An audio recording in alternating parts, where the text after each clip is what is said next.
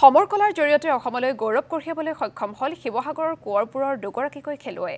শিৱসাগৰৰ কোঁৱৰপুৰ অঞ্চলৰ এঞ্জেলিনা ফুকন আৰু আগমনী লাহনে জিলাখনৰ লগতে সমগ্ৰ অসমলৈ সমৰ কলাৰ জৰিয়তে গৌৰৱ কঢ়িয়াইছে।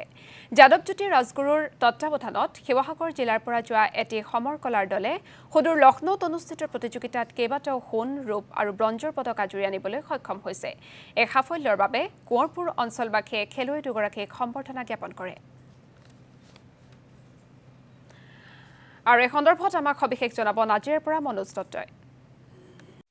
সমৰ কলাৰ জৰিয়তে অসমলৈ গৌৰৱ কঢ়িয়াইছে কোঁৱৰপুৰ অঞ্চলৰ দুগৰাকীকৈ যুৱতীয়ে। আৰু এতিয়া দেখিবলৈ পাইছে সমৰ কলা তেওঁলোকে জুজুৎসু আৰু কেৰাটী দুয়োটাতে তেওঁলোকে অংশগ্ৰহণ কৰি শিৱসাগৰ জিলাৰ বিভিন্ন স্থানৰ লগতে অসমৰ বিভিন্ন স্থানৰ উপৰিও লক্ষ্ণৌৰ পৰা তেওঁলোকে গৌৰৱ কঢ়িয়াই আনিছে। আৰু মোৰ সহযোগীয়ে ইয়াৰ পৰিৱেশ দেখুৱাইছে এইসমূহ চাৰ্টিফিকেট তেওঁলোকে আৰু লগত মেডেল তেওঁলোকে কঢ়িয়াবলৈ সক্ষম হৈছে তেওঁলোকৰ প্ৰতিভাৰ জৰিয়তে।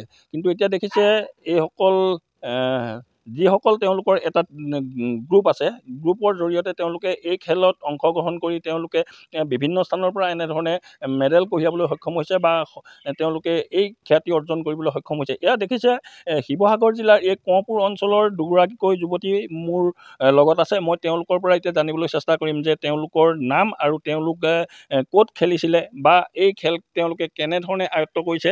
আৰু ইয়াত বৰ্তমান এজন প্ৰশিক্ষক বুলিয়ে ক'ব লাগিব বা তেওঁলোকক পথ প্ৰদৰ্শক যিজন তেখেতলোকৰ, মই তেওঁৰ পৰা প্ৰথমতে জানিবলৈ চেষ্টা কৰিম। কি ক'ব? আপুনিতো তেওঁলোকক যথেষ্ট সহায় কৰে বা তেওঁলোকক আপুনি ইয়াৰ প্ৰতিটো সময়তে আপুনি উৎসাহ জনাই আহিছে, কি ক'ব?